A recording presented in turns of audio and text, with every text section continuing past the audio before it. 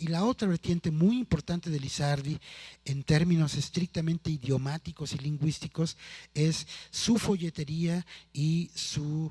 eh, militancia periodística a través de hojas, sueltos, pliegos de ciego que él mismo imprimía y que es una de las tradiciones,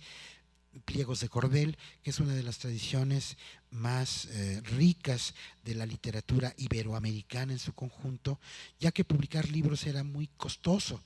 y la comunicación en la sociedad se daba a través de hojitas sueltas, de folletitos, de cositas que cada quien podía hacer en su taller. De hecho, este proceso de la folletería y de la instalación y la instrumentación de la folletería va a ser muy importante porque la folletería empieza a circular desde finales del siglo XVIII, principios del XIX, y es en los papeles de folletería, es en las imprentas de la folletería, que eran imprentas portátiles, que eran imprentas desmontables, donde se van a imprimir los primeros instrumentos jurídicos, ya no las diversiones, divertimentos y novelas de Lizardi u otros, sino donde se van a imprimir la Constitución del 24 y la Constitución de Apatzingán, o sea, los primeros documentos jurídicos constitucionales mexicanos se van a imprimir en estas imprentas que se podían desmontar y poner en un burro y que podían recorrer la sierra. Y esto está más o menos documentado, y yo diría que ojalá que haya algún investigador interesado en la historia de las artes gráficas o la prehistoria de las artes gráficas en México, que me parece así como de novela fantástica, de novela un poco de lo real maravilloso de Carpentier y García Márquez, la idea de ver a las constituciones mexicanas dependiendo de que un burro o una mula no se resbale en un camino para que eventualmente la imprenta llegue al lugar donde debe de llegar y la Constitución de Apatzingán se pueda imprimir adecuadamente. Bueno, después de esa digresión regreso a Lizardi, a decir que en Lizardi hay, en términos, en contraposición con Fray Manuel de Navarrete, hay una literatura cuajada de localismos, de nahuatlismos, de prosodias aglomeradas, de enunciación condensada, pintoresca, y que en la propia obra de Lizardi hay una práctica literaria distinta en lo que es la folletería y en lo que es la literatura o la novela propiamente dicha, y ese es un derrotero de investigación, de instrumentación. De investigación, que sería muy interesante ver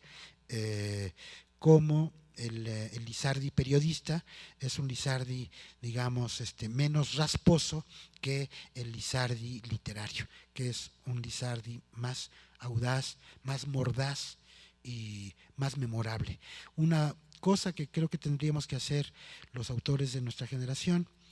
eh, Enrique Serna, Álvaro, yo, sería hacer algo que se hizo mucho en la España del siglo XIX, que era editar a los clásicos y hacer, como hizo Ramón Gómez de la Serna con el Quijote de la Mancha, de los 2 tomos del Quijote, hacer uno quitándole partes aburridas o no tan amenas como ahora, para poner en circulación esta dinamita que pueden ser los textos de un autor, como puede ser este simpático padre de la patria literaria, que es José Joaquín Fernández de Lizardi, que se opone totalmente a la actitud, la propuesta literaria, la prosodia de un Fray Manuel de Navarrete, que es un autor que está cortado, ceñido en el más depurado clasicismo, que está mirando si el endecasílabo está bien medido, si el soneto tiene las asonancias que debe de tener y si es traducible o no al latín. Y esas dos tendencias, la tendencia, llamémosla populista, popular, demótica de la literatura mexicana,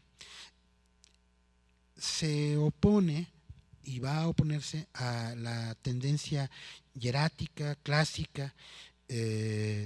a partir de ese momento que expone Fray Manuel de Navarrete. Más adelante nos vamos a encontrar, digamos, con otros dos autores contrapuestos que son, por una parte, un heredero y lector de Fray Manuel de Navarrete, que es el padre Joaquín Arcadio Pagaza, que fue el maestro de Manuel José Otón, que es otro exponente del clasicismo, y también, por supuesto, fue árcade de Roma. Que por cierto, los árcades no nada más eran del universo de habla española, también había árcades de Italia y de Portugal.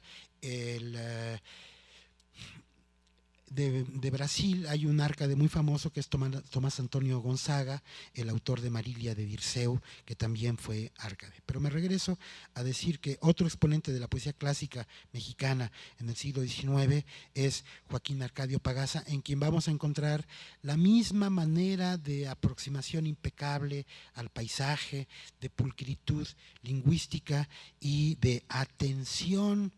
a esta coincidencia de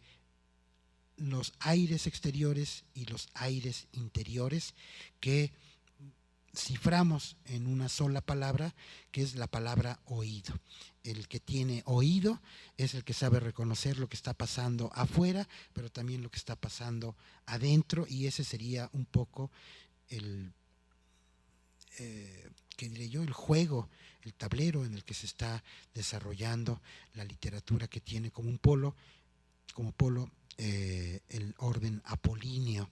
inventado, o más bien heredado de Bachofen por Federico